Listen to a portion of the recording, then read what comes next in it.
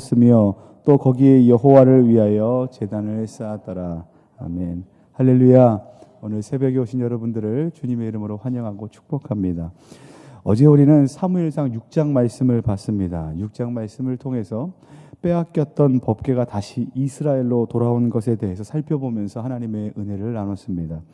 이제 오늘 본문은 7장입니다. 법궤가 돌아온 이후의 일들에 대해서 기록하고 있는 7장 말씀 안에는 하나님의 법궤가 이스라엘 안으로 돌아왔다라는 그 이후에 하나님께서 지금 이스라엘과 함께 하신다라는 것에서 이제 계속해서 하나님의 말씀의 은혜를 나눌 수 있습니다.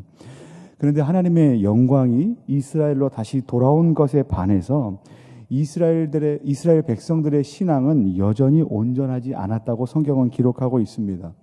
법궤가 돌아온 후부터 그들의 마음이 하나님께로 온전히 돌아오는 데까지 걸렸던 시간이 20년이었다고 성경은 말씀하십니다. 2절 말씀에 보면 궤가 기럇 여아림에 들어간 날부터 20년 동안 오래 있은지라 이스라엘 온 족속이 여호와를 사모하니라 라고 되어 있습니다. 20년이 지난 지금 이제 현재 이 말씀이 기록되고 있는 그때 이스라엘은 하나님을 사모하고 있다라고 성경이 말씀하십니다. 그런데 어떻게 하는 것이 하나님을 사모하는 것인지 그 방법을 그들은 알지 못했던 것 같습니다. 여러분 한번 사사시대를 한번 떠올려 보시기 바랍니다. 사사시대는 왕이 없어서 자기 소견에 옳은 대로 행했던 시대가 바로 사사시대였습니다. 무엇이 옳고 무엇이 그른지에 대해서 알지 못했던 때가 사사시대였다는 말입니다. 그때 그들은 오직 자신들의 생각과 감각 그리고 관념과 가치관만을 의지하려고 했던 시대였습니다. 오늘 본문에 나오는 이스라엘도 그와 같은 연장선상에 있었던 사람들이었습니다. 하나님을 사모했지만 어떻게 하나님을 사모해야 하는지 알지 못했던 사람들입니다. 그때 나왔던 사람이 누구냐면 사무엘 선지자입니다. 사무엘이 이스라엘에게 이렇게 말합니다. 3절 말씀입니다. 우리 같이 읽겠습니다. 같이 읽겠습니다. 시작. 사무엘이 이스라엘 온 족속에게 말하여 이르되 여호와께 돌아오려거든 이방 신들과 아스토롯을 너희 중에서 제거하고 너희 마음을 여호와께로 향하여 그만을 섬기라. 그리하면 너희를 블레셋 사람의 손에서 건져내시리라. 아멘. 사무엘이 말합니다. 여호와께로 돌아오려거든 우상을 제거하고 마음을 여호와께로 향하여 그만을 섬기라 라고 말합니다. 여기서 여호와께로 향하여에서 사용된 향하여라는 말은 무엇을 확고히 정한다라는 의미를 가지고 있습니다. 그리고 이어서 그만을 섬기라 에서 사용된 그분만이라는 것은 두 주인이 아니라 두 주인 사이에서 갈팡질팡하고 이쪽으로도 갔다가 저쪽 갔다 이렇게 말하는 것이 아니라 오직 한 주인만을 단호하게 선택할 것에 대해서 요구하고 있다는 것입니다.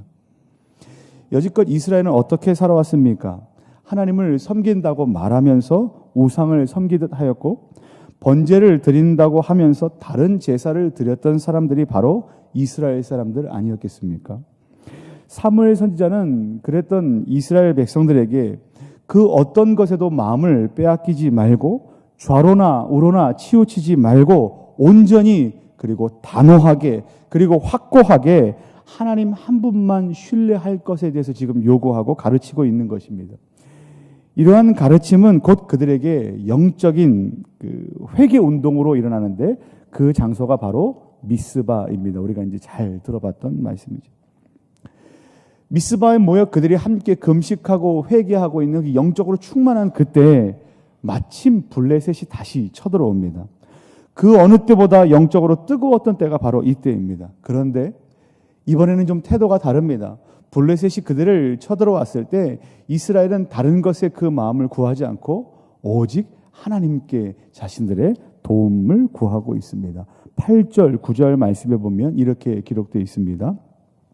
이스라엘 자손이 사무엘에게 이르되 당신은 우리를 위하여 우리 하나님 여호와께 쉬지 말고 부르짖어 우리를 블레셋 사람들의 손에서 구원하시게 하소서 하니 사무엘이 젖 먹는 어린 양 하나를 가져다가 온전한 번제를 여호와께 드리고 이스라엘을 위하여 여호와께 부르짖음에 여호와께서 응답하셨더라. 아멘. 이렇게 말씀하십니다. 그리고 어떻게 되었을까요? 예상하는 대로죠. 하나님께서 도우셨으니까 어떻게 됐습니까? 이스라엘은 블레셋과의 전쟁에서 큰 승리를 거두게 됩니다. 뿐만 아닙니다. 블레셋은 사무엘이 사는 날 동안에 더 이상 이스라엘 지역 안으로 들어오지 못했다. 이스라엘 사람들을 괴롭히지 못했다라고 말씀하고, 그리고 그 지역의 영향력들을 빼앗겨 버렸다라고 얘기합니다. 이스라엘은 완벽하게 승리한 것입니다. 승리한 그 자리에 사무엘은 돌 하나를 세우고 기념하여 이름을 붙이게 되는데, 그 돌 이름을 이름하여 에벤에셀이라 말합니다. 12절 말씀에 사무엘이 돌을 취하여 미스바와 센 사이에 세워 이르되 여호와께서 여기까지 우리를 도우셨다 하고 그 이름을 에벤에셀이라 하니라, 이렇게 말씀하십니다. 에벤에셀은 어떤 뜻이냐면 도움의 돌이라는 뜻입니다. 여호와께서 여기까지 우리를 도와주셨다라는 의미를 담고 있는 거죠. 그런데 오늘 본문 이전에, 그러니까 지금 여기 7장에서 에벤에셀이라는 말이 등장하기도 전에 우리가 이미 지나온 4장 말씀에 에벤에셀이라는 지역이 등장합니다. 4장에 나오는 에벤에셀이라는 지역은 어떤 지역이었냐 하면, 지금 승리를 거뒀지만 그전에는 아주 비참한 가운데 있었던 이스라엘이 블레셋과의 전쟁에서 참패했던 곳, 그곳 이름이 어디냐 하면 에벤에셀이었습니다. 에벤에셀에서 이스라엘은 어떤 수모를 겪었냐 하면 참패하는 것뿐만 아니라 여호와의 법궤를 빼앗기기까지 했습니다. 4장 1절 2절 말씀에 보면 사무엘의 말이 온 이스라엘에게 전파되니라. 이스라엘은 나가서 블레셋 사람들과 싸우려고 에벤에셀 곁에 진치고 블레셋 사람들을 아벡에 진쳤더니 블레셋 사람들이 이스라엘에 대하여 전열을 벌이니라. 그 둘이 싸우다가 이스라엘이 블레셋 사람들 앞에서 패하여 그들에게 전쟁에서 죽임을 당한 군사가 4,000명가량이라 라고 기록되어 있습니다. 에벤에셀은 패배했던 곳입니다. 에벤에셀은 크나큰 수모를 경험했던 곳입니다. 그런데 오늘 그 승리한 곳에 돌 하나를 세워 기념하여 그 이름을 뭐라고 붙이냐면 에벤에셀이라 붙이는 겁니다. 실질적으로 4장에 나왔던 그 에벤에셀과 7장에 나오는 에벤에셀은 지리적으로 동일한 위치는 아닙니다. 근데 그 이름을 갖다가 붙이는 겁니다. 보통 어떤 것에 이름을 갖다 붙일 때 그 의미도 좋아야 할 것입니다. 하지만 그 이름에 대한 기억이 함께 좋아야 합니다. 이게 무슨 말이냐면, 만약에 그 어떤 이름, 그것을 떠올리면 아주 행복하고 좋았던 기억이 계속해서 일어나야 어느 곳에서 이름을 붙이고 계속해서 기억을 할 텐데, 오늘 여기서 나오는 에벤에셀이라는 이름은 그들이 참패했던 곳이고 그 이름만 떠올려도 패배, 수모, 낙심, 이와 같은 의미들이 주어지는 곳이 바로 에벤에셀이었다는 겁니다. 그래서 굳이 에벤에셀이라는 이름이 좋아도 거기에다 갖다 붙이지 않아도 될 만한 상황이었습니다. 그럼에도 불구하고 사무엘은 의도적으로 실패했던 장소의 이름 에벤에셀을 다시 사용합니다. 왜 그랬을까요? 그것은 바로 참혹한 실패를 경험한 그 자리가 역전이 되면 승리의 자리로 바뀔 수 있다는 것을 알려주고 싶었기 때문이었습니다. 그렇다면 왜 4장에서는 실패했고 7장에서는 승리했을까? 과연 그 실패와 승리의 차이가 어디에 있는가? 오늘 말씀을 자세히 살펴보면 이스라엘이 실패했던 이유는, 4장에서 이스라엘이 실패했던 이유는 하나님께서 그들을 떠나셨기 때문입니다. 반대로 이스라엘이 7장에서 승리했던 이유는 무엇이겠습니까? 하나님께서 그들을 도우셨기 때문이라는 사실입니다.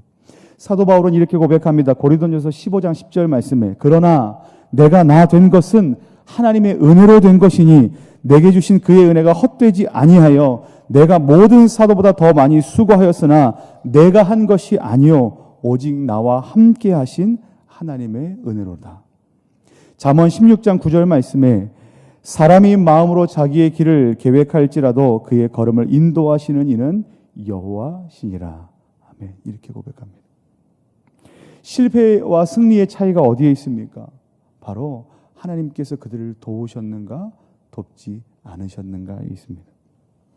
사랑하는 성도 여러분, 여러분들은 여러분들이 지금 살아가는 그 인생이 늘 실패의 자리에 있기를 원하십니까? 아니면 반대로 승리의 자리에 있기를 원하십니까? 정답은 이렇습니다. 우리는 늘 승리의 자리에 머물러 있기를 원하고 늘 승리의 자리에 머물러 있어야 할 텐데, 우리의 승리의 근거가 우리 자신이 아니고 우리의 능력이 아니고 우리의 열심과 우리의 성실함과 우리의 착함이 아니라 하나님의 도우심에 있다는 사실입니다. 아, 이렇게 하면 질 거야. 지난번에 이렇게 했더니 졌어. 뻔하게 질 거야. 라는 상황들이 아무리 우리 앞에 펼쳐져 있더라도 하나님께서 우리와 함께 하시고 하나님께서 우리를 도우시면 뻔하게 질 상황에, 그와 같은 상황에 있을지라도 우리는 능력 있게 승리할 수 있다는 사실을 기억하시기 바랍니다. 오늘 말씀의 결론입니다. 그러면 우리는 어떻게 해야만 하겠습니까? 하나님께서 우리를 도우셔야만, 하나님이 우리를 도우시는 것만이 우리의 승리의 비결일 텐데, 그러면 우리는 어떻게 해야만 하겠습니까? 3절 말씀입니다. 우리 3절 말씀을 좀 큰 목소리로 함께 읽으면 좋겠습니다. 우리 3절을 같이 읽겠습니다. 시작. 사무엘이 이스라엘 온 족속에게 말하여 이르되